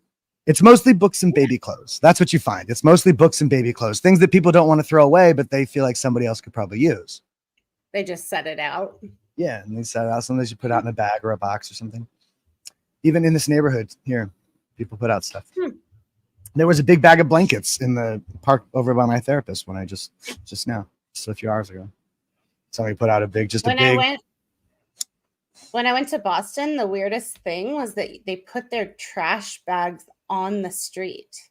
Like, ours are usually in a bin and like rolled up neatly. Oh yeah, they do that in New York. On the street. Oh yeah, they do that in New York. There's garbage piled up everywhere in New York, and they don't. There's so much. They just don't get to it fast enough. And the city's so small, and those trucks are so big. Yes, I think Raven wants to come on. Are you trying to get on the look, there she is. There she is. Like, I'm over this shit, Dad. Pay me attention right now. She don't care. She does not care. She's like, give me my attention. Damn you. Or a treat or something. She's chewing. Oh my God, Amber, yes. What'd she say? Daniel had the keys to the soda machine. You know, that was the bane of my existence because I could never trust anybody because everybody always just wanted a soda out of me. Yes, I had the key to probably this. just Hanson's. Who said that? How you doing? Me. You know, when they first opened Trader Joe's here in New York City, which wasn't that long ago, I found Hanson soda at the Trader Joe's for the first time in years. I was drinking it like crazy. I was like, oh my God, it's Mandarin lime. I still buy it. Buy it. Hi, Po. Happy to see you here. Thanks for stopping by. Po, We got all the heavy hitters in the house. John Poe is here. We've already talked about you, John. We can't talk about you more. We talk about you on every episode, John. We're so grateful. We're so appreciative. Yes. We love some Poe on the go. Yeah, free soda. Somebody was buying that soda, you know. Yeah, for sure. Hey. Oh, they have Hanson's at Sprouts as well. I love Sprouts. Do you guys have Sprouts out there? Oh. That sounds like some California hippie shit. It is. Is it Brussels sprouts or? It used to be Boney's Market, and then they changed it to Sprouts. At least it's those sprouts you put on that everybody puts on their sandwiches in California. Yes, your ears are burning. I'm sure they were burning, John. But we say nothing but nice things. We say nothing but good things. Always singing your praises, talking about how you're a real father. How, you know, it's the contrast of the grown-ups we've learned to meet and know in contrast to the not so grown-ups we grew up around. Yeah, it's nice to know some real grown-ups who act like grown-ups. There's so few of them about. Yeah, but we're grateful for the ones who we have met. What was your favorite flavor of Hanson's? Mandarin lime. Yeah, that was the orange and lime. There was a lemon lime, mandarin lime. There was like 3 of them. Yeah. Remember the Blue Sky cream sodas? Say what? Blue Sky cream sodas. Sometimes those were at the health food store too. Those are really good. No, I remember kefir. Yeah. I still get kefir. when I had my teeth pulled. When I had my mandarin lime. Did they make a root beer too? I don't remember a root beer. I'm glad I didn't have that. I think I just drank the mandarin lime. There was a lemon lime too, but I don't think I think I just like the mandarin. And a black cherry. Good luck on your life, Poe. Have fun. I guess we got to send people to John Poe, right? Is that the deal? Yeah, always. Everybody go look at John Poe when you're done here. Yeah, I don't know Poe on the go. What's going on, but we'll tell people to head over there when we wrap up because, you know, then they'll say room raid from Van and Dan's walking bullbait hour. I love being a walking bullbait. That's so much fun. The fun of it, you know, being able to reclaim and have fun with those things that we were shamed for and made to feel lesser for. You know, that's a powerful thing. Taking our words back. Yeah, and especially all the words he misdefined. Yeah, I mean, bullbaiting is super fucked up. It teaches you not to listen to your body at all. You know, like I've said about that, the responsibility thing, like we live in a culture where people don't want to take responsibility for anything. So teaching people to take more responsibility for themselves, that's a good idea. You know, teaching people to have high confront in certain kind of high stress situations, that's not a bad thing. But what it actually does, especially to children, that is a very bad thing. And think about that word, confront. It's so aggressive. Confrontational. Yeah. It's confrontational. But you're confronting, but it's like, that is a confrontational saying. Right. But you only need to have your confront in when you're in a confrontation. When somebody is bullbaiting, then you're supposed to have your. Yeah. It doesn't make any sense. You know, Natalie, I don't even remember what it was. She read something out of a book. you're the being and you're the being, and then you're the being and you're not the being, or whatever it was. And it was just so fun. It's so funny to me to like listen to us all like talk about these things and go, God, I actually thought that made sense. That like I was talking about today about how much time I spent as a child making sense of these things. Like I believed that he was right. So if it didn't make sense on the surface, there was something I was wrong, and I had to figure out how to make him right. Does that make sense? Yeah, we all did. And so much wasted energy and thinking and create so much wasted creativity on trying to make lies make sense, right? Yeah, and that was the word clearer's job too. If something didn't Nora. make sense to us, there had to have been a misunderstood word, right? I wonder if we could put an org together with just the SPTV Nation people. Do we have all the appropriate hats filled? Do we have a course supervisor? Totally. We need a course supervisor. You'd be the course supervisor. Nora's the word clear. What else do we need? We need an examiner. We need some clay. We need some clay. We need some demo kits. We need a lot of dictionaries, a lot of derivation dictionaries. Oh my God. A lot of tech volumes. I have the tech volumes in my garage. I'm so sorry. So sorry. They were a gift. I'm so glad I don't have any of it. I don't have a single scrap of Scientology paperwork at all. I don't have a flyer. I don't have anything. I don't have a book. Yeah. Raven, what are you doing? When was the last time they tried to contact? Where should you be? When I was in LA, I think. I don't think anybody's trying to contact me, so I went to New York. When you're a bum on the streets, they can't really find you. That's the only place they can't find you, the Scientologists. Although they did, there was a couple Scientologists that show up that my mother had sent. Wow. Yeah. Stephanie Solomon, what happened to her? Did anybody in the chat remember her? Wow. My mom was best friends with her mom too, Sue Solomon. She passed away around the time your mom passed away. Oh, I didn't know that. Stephanie, wow. I haven't seen or thought about her in a long time. She came to the park and with her daughter. She had a little girl with her. And she, I think what she saw was that I wasn't kidding. Like, I think that my mother was trying to like make out like it was like he was like my sister had told some people I was off in New York having adventures. Like, so like they're traumatizing. Right. He's just having fun. He's just doing his thing. You know what I mean? Like, no, I was literally trying to kill myself, but they didn't know that. And they didn't want to know that. And so Stephanie shows up and she thinks it's going to be no big deal. And I'll be like, oh, you're right. I need to get out of here. And instead I was like, this, it was not what she thought. And she got scared and she ran off. She didn't even finish talking to me. That's crazy. Professor Kakan, I live very close to Gilman Hot Springs. It is very hot out here in the desert right now. But you know what? LA, it's like 109 this week, and we're actually cooler than LA in the desert for some reason. So that's kind of cool. It's a dry heat. It's dry heat. Everyone always says that. Always say that. It's dry heat. It's just as cliche as in New York saying it's not the heat, it's the humidity. It's dry. Yeah. Heat. Exactly. Amber says she liked doing clay demos. You probably should have been a sculptor, Amber. Yeah. Because that's the only thing to like about it is the art, the artistry of sculpting. If you were into that, not that you had time. Dude, they used to be so cruel. Like, I had to clay demo responsibility once. Like, that shit takes forever. Yeah, the high brain concepts. There's an art project, get a bunch of ambiguous terms. Clay demo love, clay demo compassion, clay demo remorse.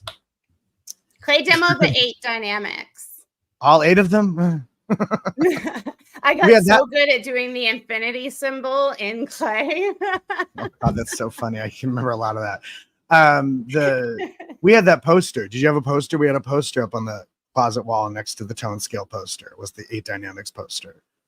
Oh no, I didn't have a dynamics. Artistic renderings of the 8 dynamics. Wow. Sounds legit. What is it? It's too legit to quit. Hey, Yeah, hey. demos were like the bane of my existence, and Star 8 checkouts, of course. Remember getting a target on your check sheet? No, I didn't really, because again, I didn't really go on course very often. So you've mentioned this before, and I'm like, I don't know, maybe. I didn't take it. I didn't take that part of it as seriously. That's fucked up. No wonder you had to claim you were a Scientologist. This is why I was not properly brainwashed. I was not properly brainwashed. God, I feel gypped. Instead, I'm just stuck in constant confusion. At least if I've been properly brainwashed, I'd have some of this narcissism that seems to drive so many people. If only I had. It does. It takes them far. Takes them far. Oh, Amber Vanassi, you are thinking of Emma Lou Rice. Emma Lou Rice was a longtime Sea Org member, joined the Sea Org when she was very young, was in the Sea Org for like 30 years, was a very well-known character at CC, and then she got too old and they kicked her out. And we ended up kind of taking her in. It's another example of the elder abuse that goes on in Scientology Sea Org. Yeah. That sounds horrible. Mark is telling us that at the Scientology Int base, clay demo tables were outside, and if you left your clay demo up overnight, they would melt into a puddle during the next day and just be fucked up. A pile of slop? A pile of slop? A pile of slop. A ball of slop? Those, clay demo labels probably sticking out everywhere. Little tombstones. little labels. And cutting up the little labels. Pile. He meant pile. Like, pile of slop. Judy, husband, wife, kid. And I would think I could imagine the clay demos baking in the sun and becoming like, like a solid thing, but I guess they would melt too. Yeah.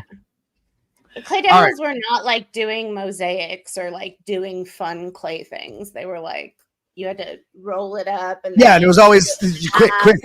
Yeah, you were always in a hurry to get this fucking, rolling balls and smashing. And the smell, that's what it was. That clay, it's like oily. The clay always in your fingernails. Oh, God, it was just awful. And I see it, I see it in art stores sometimes. And I can't even look at it. And the smell of it just, I can't even. Yeah, it was rough. No, I just can't. It was rough. Just too many things. Clay demos and wheatgrass shots or whatever. Okay. I'm gonna sing a song now. Is that what's up? Okay, I'm gonna put you on the big old stage. All right. All right. Give me a minute. Okay, we'll get you set up. Eventually all the colors would morph into one brownish color. Totally. They had to like replace the colors very often in course rooms because they would always get mashed together. What is he talking about back there? Hope you guys are ready for a good original song. She's part of our show every week. It doesn't seem that Raven is a fan of the SBT. No, she's not a fan of your not paying attention to her. That's sure. I gotta move the back. Okay, you guys. See you in a moment.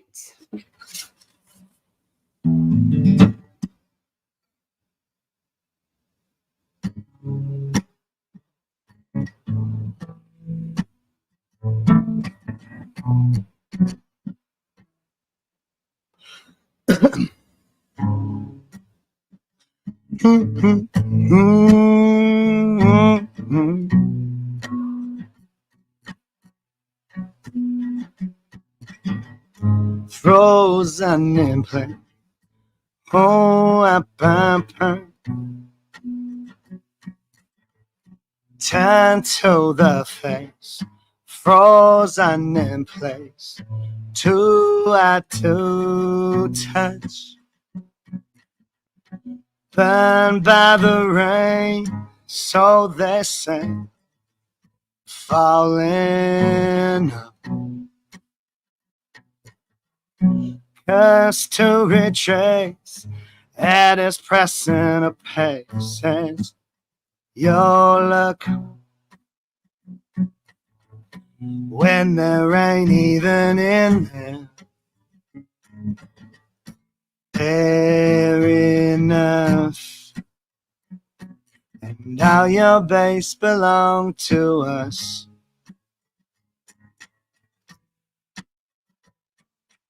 And all your bass belong to us. All your bass, all your bass. Signed off on prescriptions written by you to manipulate perception, polarize the view. Who's willing to wear all of their heart out on their sleeve when only by permission are you allowed to leave? Oh, turn to the face, frozen in place, too hard to touch, burned by the rain. Oh, so they say, falling up, cursed to retrace, at as pressing a pace as your dumb luck, when there ain't even in the air enough. And all your bass belong to us. Air enough. And all your bass belong to us. All your bass, all your bass. So sick of the distractions, depending on what y'all doing. Distance to impact on the rate of your ruin. And going out on a limb to think stupid this as it does, in an opposite reaction to equal cause. Oh, turn to the face, frozen in place, too hard to touch, burned by the rain. Oh, so they say, falling up, cursed to retrace, at this pressing a pace as your dumb luck, when there ain't even in the air enough. Now your bass belong to us. All your bass, all your bass. Now your bass belong to us.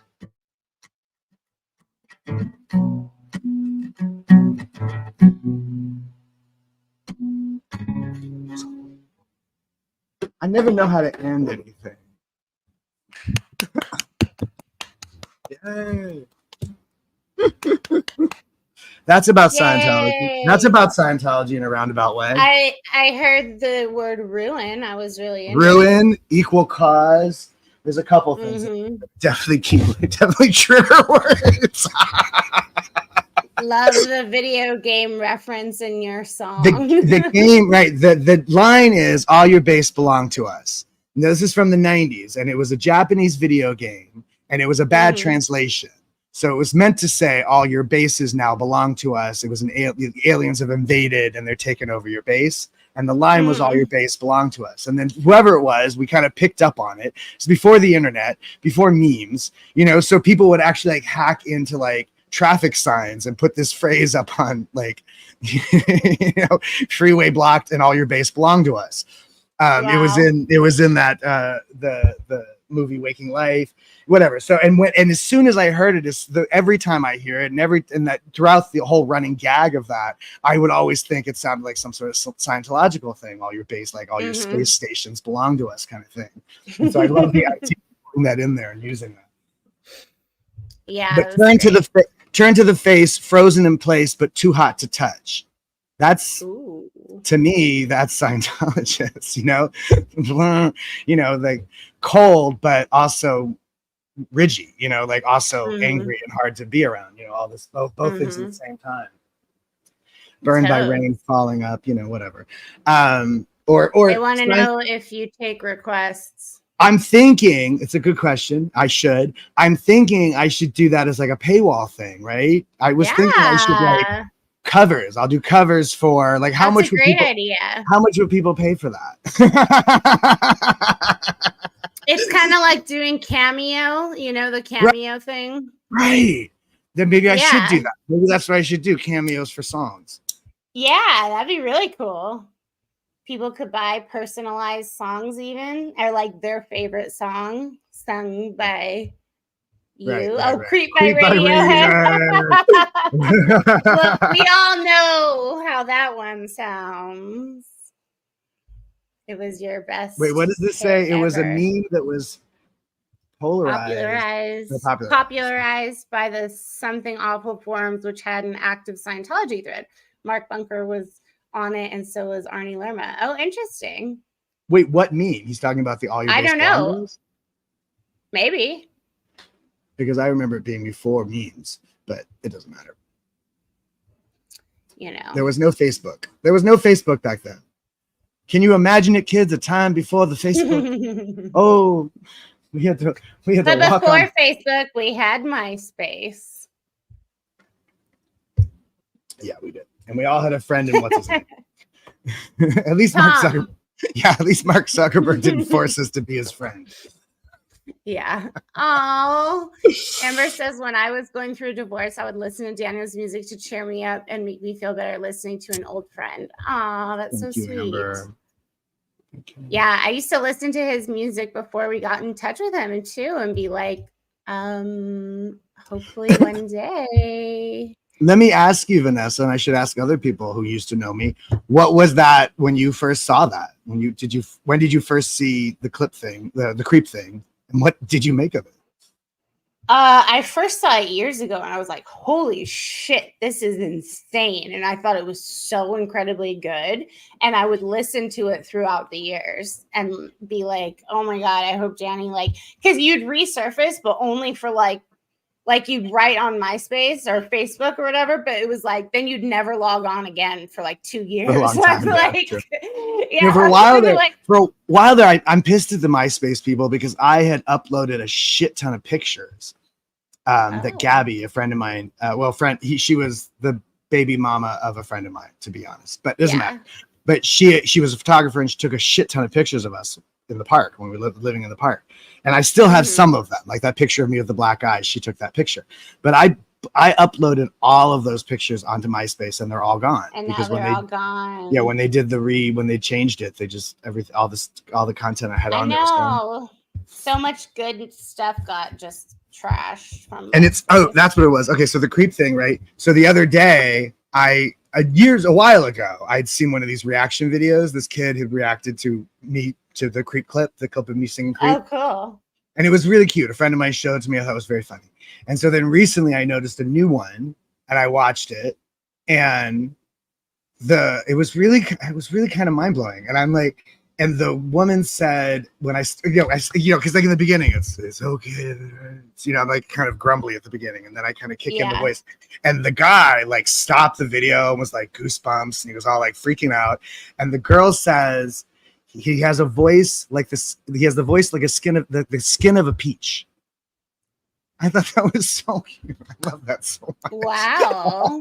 I like that so much. But what I wanted to ask you, because then I said that I saw it, I watched it, I liked it, and I shared it, and then I said to somebody, I was like, is that narcissistic of me to share that? No. They were like, yep. I don't think, well, it's not like I was looking for it. I just happened to notice it was there. And then I was really kind of moved by the things that they said in the clip. Yeah. And I almost wish I thought to do my own reaction video to their reaction video. You like, still can. I mean, that'd be cool. Because I've already seen it.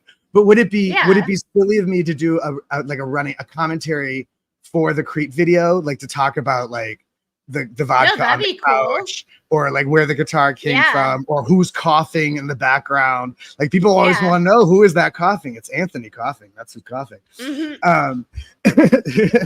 Because that would be really cool, because so many people have watched it. So to know like behind the music almost would be really cool. Right. Like a running commentary on a movie or something, right? Just to answer her question real quick, it was Saint Hollywood. Saint Hollywood is what I was on MySpace. Saint Hollywood. That's Saint as in I ain't no Saint Hollywood as I really am from Hollywood. I was Sweet Adeline. Sweet Adeline. Good things never seem so bad. I can't remember if that's Neil Diamond or Barry Manilow, but it's one of those. Anonymous use what? Sweet Caroline? All the time. Sweet Caroline? I wonder. No, probably. I don't know. Oh, maybe he's a little bit behind talking about that. Yeah. Oh, interesting. Who were anonymous, Mark? When I first started seeing anonymous pop up, and I was way out of it. I was here in New York. And when I first started seeing them pop up, I would honestly thought they were Scientologists. I honestly thought this was the first rung of rebel second generation Scientologists kicking back.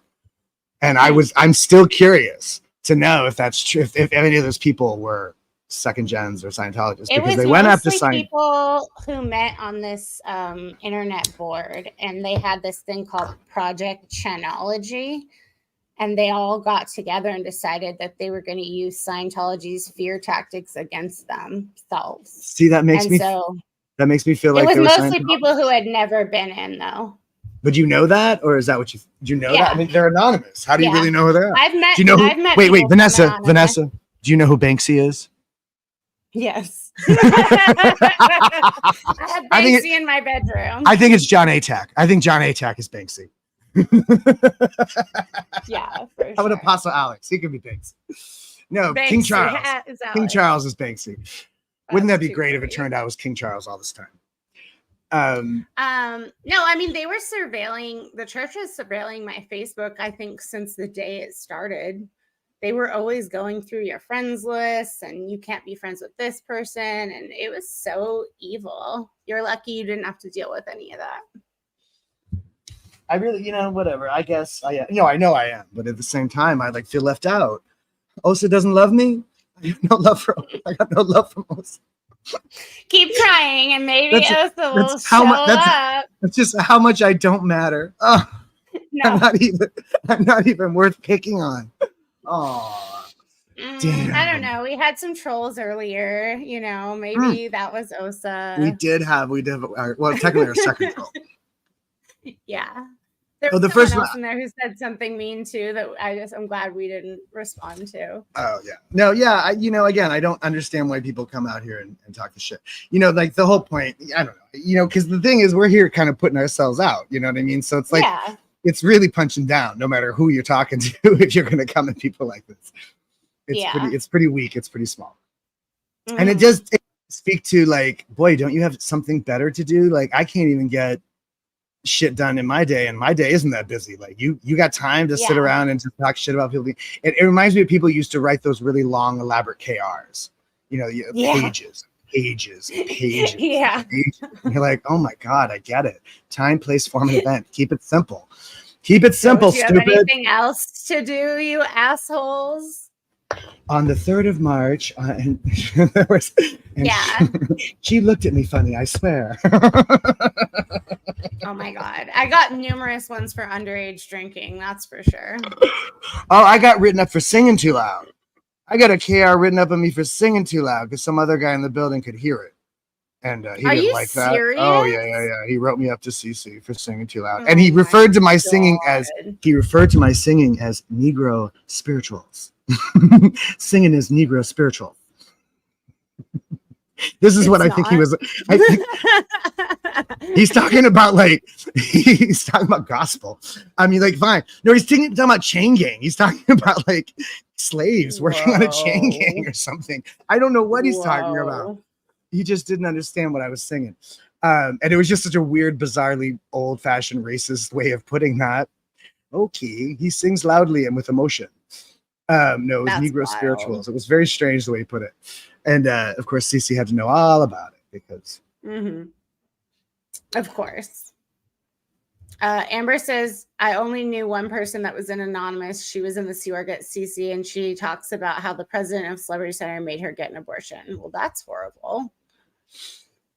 Yeah, I think some did, but I also know a lot of people who talked to the anonymous protesters during that time were like surprised at how smart their arguments were, and it actually made them think instead of just feel attacked. So they did do it well sometimes.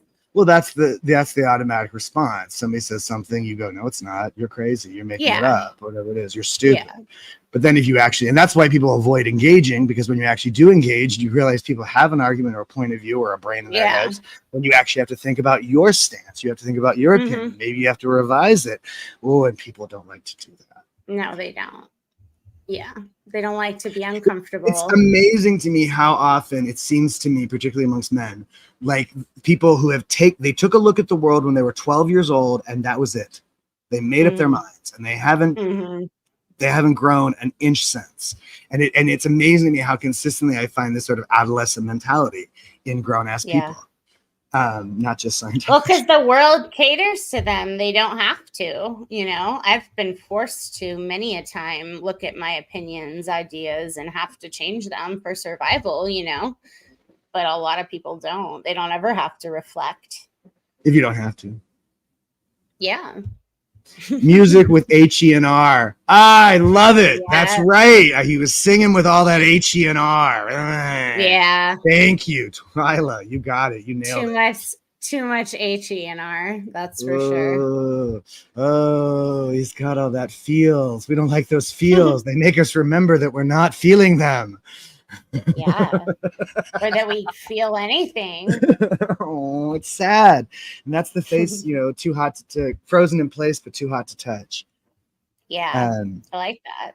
Yeah. So, yeah, that song was great. It needs an organ. It needs a big dramatic organ. There's a song on one of my records that's produced. Well, it doesn't matter. I don't know. Someday. When are you gonna have your AA friend on your show? Oh, Shanna Clark.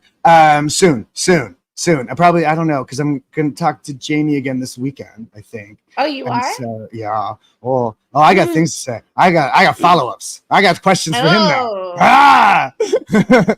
Jamie, define Watch out. Is it true? I like it. Is it true? What's really funny? What's really funny is there's an old movie called Marathon Man with Dustin Hoffman and Sir Laurence Olivier. And Laurence Olivier plays a Nazi who's trying to get some diamonds that they're trying to smuggle out of Brazil. And Dustin Hoffman is just kind of a dope who has nothing to do with this, but his brother does, and he gets kind of pulled into it. And he ends up spending this entire film running for his life. And he's finally captured by the Nazi, Laurence Olivier, who is also a dentist. And he is there now in this room, and he is strapped to a dentist chair, and he is about to torture him with dental tools. And he says one thing, and he repeats the auditing question. Is it safe? Is it safe? Is it safe? Meaning, is it safe to go retrieve the diamonds? Oh, yes. Very scary. For people who know that movie, it's one of the scariest things ever. And it's one of the great examples of an actor really bringing some crazy shit that you didn't like. Like, that's not in the writing. He brought all sorts of stuff that's not in the line is it safe? A different actor would have read that very differently. Laurence Olivier makes it the most creepy, scariest, most ominous thing you ever heard in your fucking life. And so when Jamie's like, is it true? Is it true? Is it true? I'm like, it's fucking, it's the dentist Nazis coming at me. Is it true? Right. Tortured with dental tools. Unless you're Bill Murray in Little Shop of Horrors, then you love it. Yeah, very much a lot of people's, I think, worst nightmares. Oh, yeah. There's something really just scary about teeth pain, dental pain, nerves. I don't know. It's just too much. Yeah, and the drill. I'm so glad I have most of my teeth. I lost a couple in the back. Steve Martin was the crazy dentist in Little Shop of Horrors. Bill Murray was the patient who liked being tortured. Oh, he was the one who went to that dentist because he had a habit for causing things pain. Spooky. Which is a line from the song he sings. You'll be a dentist. You got the habit for causing things pain. Yeah, for sure. No, thank you. And dental pain, like the teeth, these nerves are very, very sensitive. And, and you get they're close to your brain. Exactly right. And you can get an exposed nerve in your tooth in a way that you can't really get an exposed nerve other places. Yeah, for sure. Well, should we send people over to Poe's stream? Yeah, go to Room Raid. Go Poe on the go. Go Room Raid Poe on the go. Tell him that Van and Dan sent you. Van and Dan. Van and Dan. And thank you guys for hanging out with us for the last 2 hours. It has been so fun. So fun. And definitely, join us again. Mark. Thanks for coming by. I'm gonna have to talk to Mark. Everybody else for stopping by. Yeah, you should do an interview. That'd be really cool. I know, right?